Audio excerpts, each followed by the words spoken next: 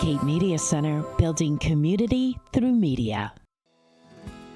Barnstable Comedy Club is a local community theater in Barnstable Village, and we do 4 shows per year, which each show has 10 production dates. We do comedies, we do musicals, we do drama type productions. The Comedy Club is a 501c3 nonprofit organization, and our goal is to get the community together and volunteer together, work together, and just be a place where people can learn more about the theater. And if they already know about the theater, it gives them an opportunity to act and sing and do all the things that they've always wanted to do. The building was built in 1912, but the Comedy Club actually started in 1922, so we have been around for 104 seasons. My dad was the president here back in the 60s. It has some downtime during its 104 years in existence. During World War II, it was dark, and also during COVID, it was dark, but it's been in the community here for that long, and the villagers themselves had put their heart and soul into this organization. I think that's why it exists so long. They're not paid. They just do it for the love, because of the love of the theater, is what I think. This village is magical, Barnstable Village. Everybody will tell you that. That's from the village. And I think that they're always looking for a place to get together, and they see their friends, and, and they just, it's the magic of the village. The volunteers are the most important part of this club. Without them, we would not be here. We are 100% volunteer. We rely on anybody, and whether they're local, whether they're off Cape, whether they're friends or cousins or whatever, we rely on everybody to make this place run. They are the key to our success. You can go to our website, barnstablecomedyclub.org. You can, see what type of opportunities we have. Give us a phone call. We'll make sure somebody calls you back. Come to one of our shows. We've got so many of them, and meet some of the people that are here. And once we get your name and your phone number or your email address, consider yourself a volunteer. We will find something for you to do. I think that theater is a really important outlet for people because it's not work. It's something where people can play, if you will, and it gives them an opportunity it's supposed to be healthy for your soul. I mean, granted, it can be very stressful putting on a play, but I think it's just a way to help your soul. I know we've been around for 104 years, but even still, people in the village somehow don't know we're here because we're called the Barnstable Comedy Club, but we're not just a comedy club, we're a community theater, and we do all kinds of plays. Mm-hmm.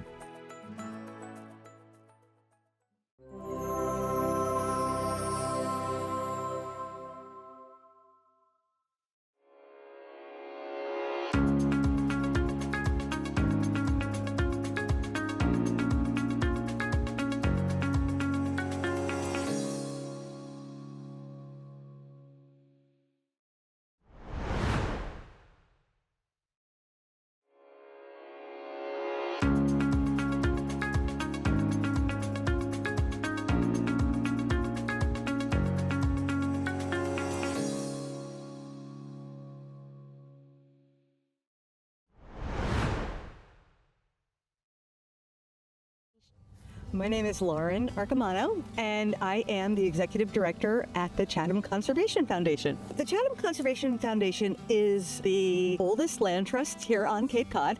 We were incorporated in 1962, so we have been preserving land here in Chatham for over 63 years. And our mission is to preserve land for the people, plants, animals, and the ecosystems here in Chatham. We're here at Frostfish Creek, which is a tidal ecosystem, which has a culvert under Route 28. We're working with the town and the State Department of Ecological Restoration to hopefully restore tidal flow to this creek, which is very impaired. It has very poor water quality, bacteria, low oxygen levels. So our goal is to restore the tidal flow to increase habitat and species here in the creek.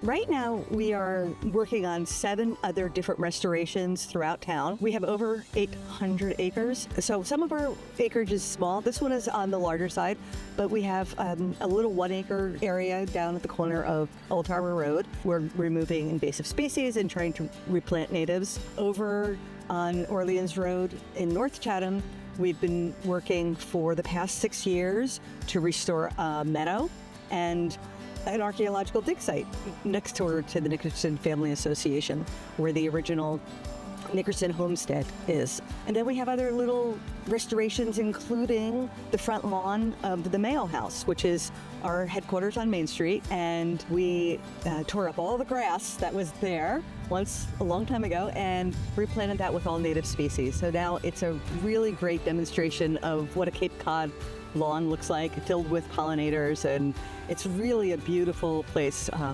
Everybody stops and takes selfies there year-round. So we really love and really depend on our volunteers. We are a staff of 3, and we have, as I said, over 800 acres, over 225 properties that we monitor annually. And so our volunteers are crucial in helping us get lots of things done, from doing restorations to property monitoring. So we walk all the properties at least once a year, and having volunteers to help us with that just really is vital. I'm really, really proud of our staff, and they work so hard and they're so devoted to what they do. And our volunteers, it's for many, many years, for almost 55 years, we were an all volunteer organization. And what our volunteers have done has been just tremendous over the years. That almost 1/3 of Chatham is under preservation because of what folks have done and the commitment they've made to preserving our open spaces. So, that's really exciting. Our website is at chathamconservationfoundation.org or ccf.org. We have great resources on there about how to grow a Cape Cod lawn, how to identify invasive species, and just lots of other great material. Overall, protecting lands like this helps to provide recreational opportunities for folks, as well as habitat for the species that live here. So we really look to try to preserve as much habitat as possible and connect them. So there's so much development and building here on Cape Cod, and particularly here in Chatham, there's just very little open space left. So we really look to connect the green spaces so animals have a wildlife corridor, so they can get from one place to the next without crossing a road or being endangered by some other types of hazards. Cape Media Center, building community through media.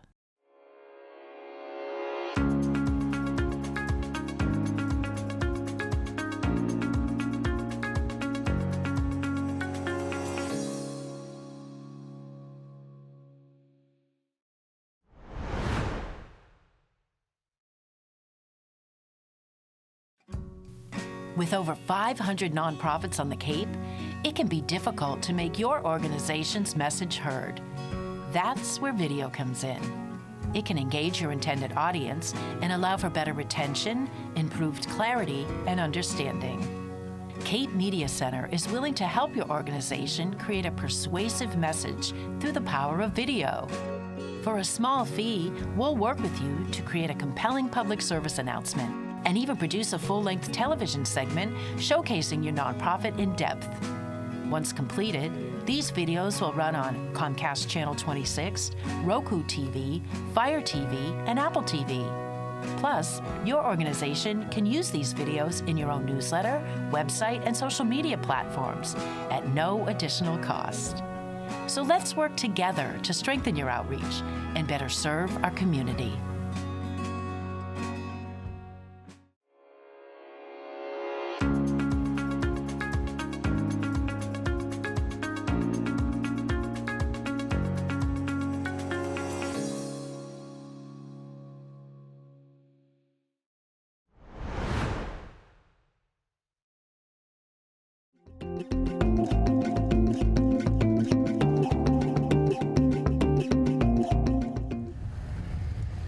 Cape Cod is known for its incredibly seasonal market. But how do these year-round restaurants keep their lights on during the harsh winter months? 799 Main Street is home to one of these year-round restaurants, Scargo Cafe. Besides being one of the first places in Dennis to have a telephone, the building housed 5 restaurants over the years. But brothers Peter and David Troutman bought the building in 1987 and Scargo Cafe was born. We have since day one, in 1987, consciously tried to cultivate a local clientele.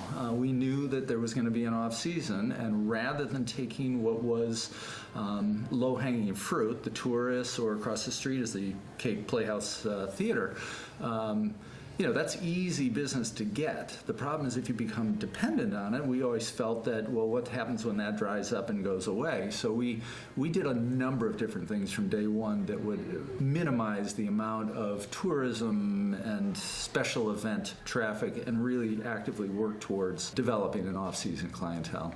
The menu itself is part of what we've done to develop and attract a year-round clientele. So we perpetually update it, add some specials. We travel a fair amount. Our chefs all try other restaurants, and we try to incorporate things and keep it kind of updated and go after the things people like. If it's a special that doesn't go over well, we don't run it again. If it's really popular, we add it to the regular menu. I wholeheartedly, I don't just think it, I absolutely know it. And we have made a priority since we opened the doors of cultivating, having a culture here of camaraderie, of support, of professionalism. Everyone here is a team, which is really nice, and I know that I can just walk into work and be surrounded by people that love me, people that love what they do, and most importantly, people who love each other. And that's something that's really rare in a restaurant, I think, is to have a full roundabout staff that cares so deeply about every little detail, every little dish, every little thing that goes on top of the dish or the fork or the silverware or the butter, but most importantly, each other. As important as the food is and the clients are and the business is important, the work environment is our priority. My brother and I both left a job where we were not terribly happy. We didn't feel we'd been fully respected. And so when we opened the restaurant, yes, we wanted to make a good living, but our priority was about the work environment, and we wanted that to trickle down to the staff, and we wanted that to trickle down to the clientele, because I believe they can feel that. Another thing that's really great about the staff is we don't really have staff that's not here year-round. Everyone is in it from January 1st to December 31st back over again. Most of the people who have worked here for many, many years, and have built a lot of strong relationships too, and are so welcoming to some of the newer staff members that do get to join us over certain periods of time. I think we're heavily invested in the community. We try to support a number of different organizations, and I think that gains likewise support from them for us. That keeps us busy. As they say, that avoids that roller coaster ride of the seasonality. Cape Media Center, building community through media.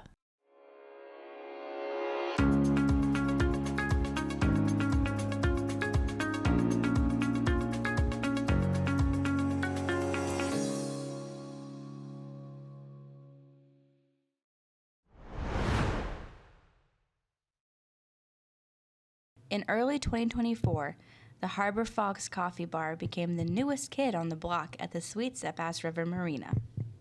I have been working in the coffee industry since I was a teenager, and I am very much not a teenager anymore, but my first job was at a coffee shop, and I think it was just like a natural progression to kind of do my own thing. I felt like my kids were old enough, and I was like, all right, it's time to branch out. We're going into our second winter. I started building it in 2023, and of course, it was just me and my family building it. So it took us a little bit of time, but we eventually got there. As a longtime Cape resident, Lynn is no stranger to the high volume of traffic that passes through this section of 28 during the summer. She also knows that when the summer ends and the leaves turn brown, those numbers go down, way down. I always say on Labor Day, it's like a switch has been flipped and everyone's gone. It's funny, you open, we have lines all morning in the summer, and then Labor Day hits and they're gone. So we have to get creative in the off season, and we try to we're the only ones at Cape Cod doing these split cup things. So we kind of were trying to be unique, and we don't want to like copy what other people are doing here either. So we try to like do our own thing, and then we have these like coffee buckets, which are really fun. So people come in still for those, and then we just try to have like unique drink flavors and just kind of like offer a place for people to come in the winter and just hunker down, get cozy, and just hang out. It's tough, but we do have a lot of connections with locals and stuff, and I do a lot of things. Like I do a podcast at Cape Cod Community Media Center, and then we do like other things to kind of like, you know, keep people excited to come in and bring business in. But it's just tough. It's like a totally different world. The ability to not only survive, but thrive in this seasonal environment has hinged on the strength of the staff and their connection to the community they serve. My staff is amazing. Like a lot of them have been with me since the beginning, and my college girls come back every season. This is going to be some of their third season here, coming back this summer. It's a very special, like tight-knit group. It's like become like a family. I actually used to work at a different coffee shop on Cape where Lynn was my manager there, and that was one of my first jobs when I moved to the Cape. I'm originally from the Worcester area. We just got along really well, and we became really good friends, and when she decided to move on and open her own business, I wanted to follow her because there's no one I'd want to support more than her in something like this. She really cares about her work. She cares about her coworkers and her employees like no other manager I've ever met. It's funny, we've all become friends with like the same customers, and they've become part of our family too, which is really special. Actually, this one right here. This one came. This is Debbie. I knew her from one of the other coffee shops I worked at, but she's become like our family. This is the best place in the whole wide world. We've made a lot of amazing connections with people. So we try to connect with like other local businesses. It's kind of cool that like we've made connections with all these amazing people that are also doing the same thing. We're all just like independently owned, you know, there's no investor group. It's just us. Family owned, one person, woman owned, you know, and we try to like bring those connections together. Cape Media Center, building community through media.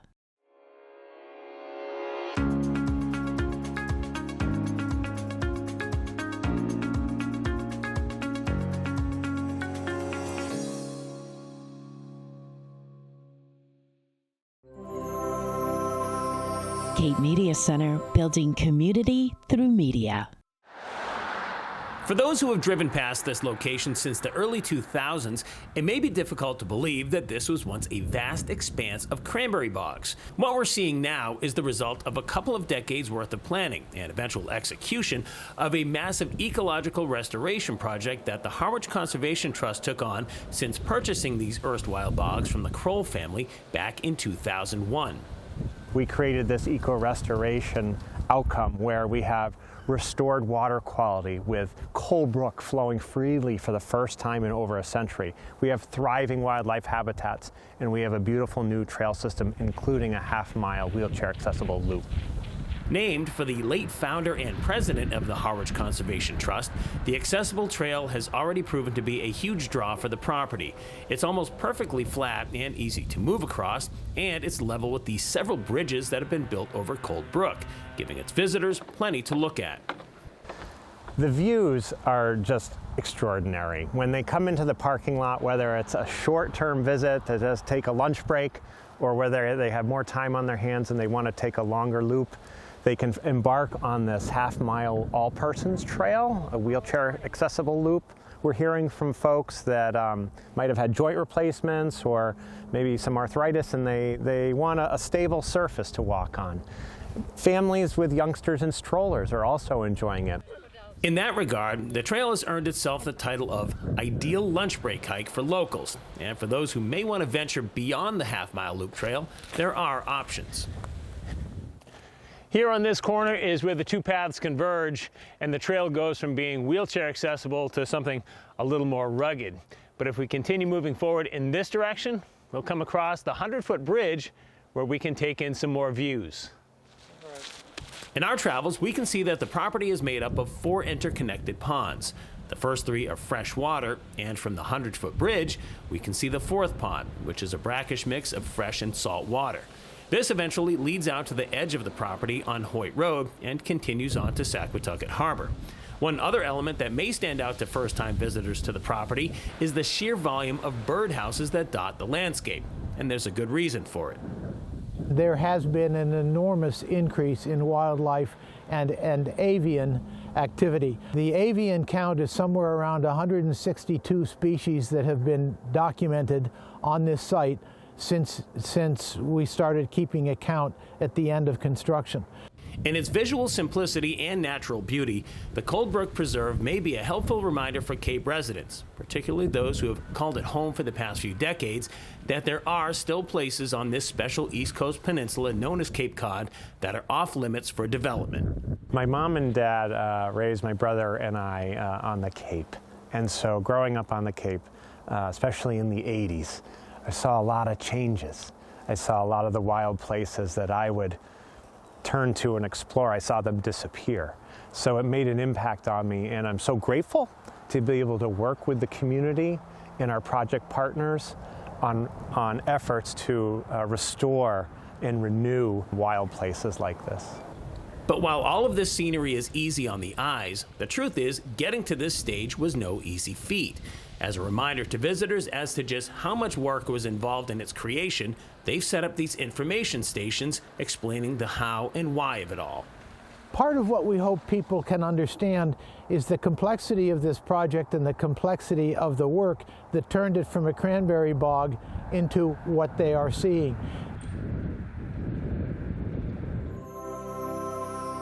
Cape Media Center, building community through media.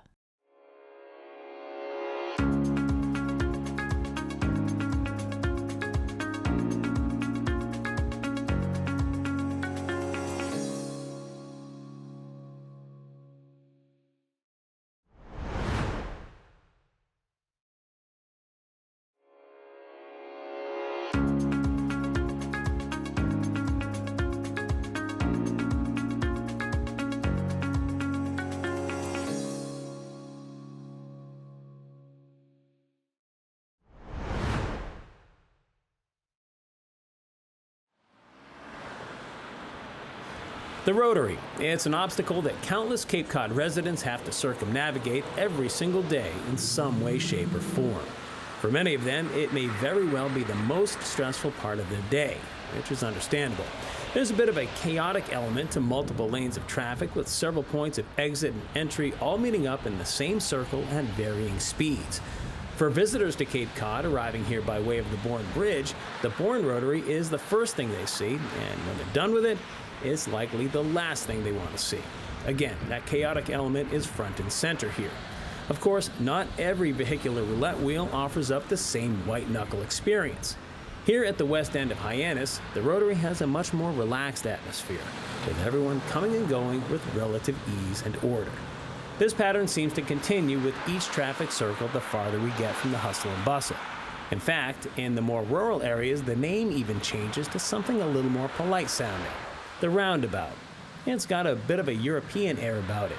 But for our European friends who are accustomed to driving on the left side of the road and traveling around the circle in a clockwise motion, there's this little sign here as a reminder. Now, if we're talking about one of the most unique, historical, and least stressful roundabout traffic circle rotaries around, we'll have to take a trip to this neighborhood that hugs the Bass River in South Yarmouth, where River and Pleasant Streets converge. They say one way to know who the tourist is and who the local is that the tourist will actually go around this traffic circle while the locals just drive right through. But no matter how drivers approach it, it's entirely possible that this little roundabout was the precursor to the modern-day Rotary. Quite often, the rotaries that we come across in our travels tend to have some type of landscaping on the inner circle. What stands out about this one here on River and Pleasant is that it's a two-tiered brick structure. So while it's known as the first Rotary in the United States, that may not have even been its original intention. This Rotary traffic circle, whatever you would like to call it, put here about 1904, 1905 by a gentleman named Charles Henry Davis, a local here, lived right across the street. It originally started as an animal watering trough. As to whether he plunked it here as an animal watering trough or a Rotary, Not really sure whether it started out as one and graduated to the other or had an original purpose. Although he may have inadvertently started the trend of rotaries from coast to coast, it's possible that Davis's involvement with the National Highway Association as one of its founding members had a direct impact on the roadways that we take for granted on a day-to-day basis. I wouldn't necessarily say his fingerprints are on it, but his ideas are probably parts of it. Probably making more direct routes to and from various places.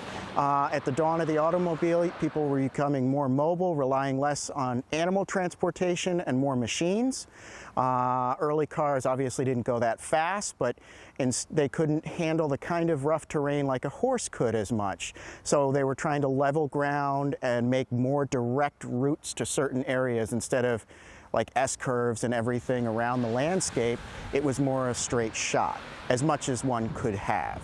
100 years ago, Davis probably didn't envision the kind of clutter that today's modern-day roadways endure. As for the lasting legacy of his old neighborhood roundabout, Sam Lawrence has an affinity for the trivia that it provides.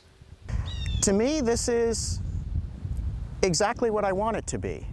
It's an obscure fact that you can bring up in a topic of conversation and surprise someone. Hey, did you know that the first Rotary in the country was right here in South Yarmouth? Some people will know. You get out of town, people will go, no, I didn't know that. Where is it? Oh, it's right in the middle of the road in South Yarmouth. Oh, the thing that we ignore all the time? Yes, the thing that you ignore all the time.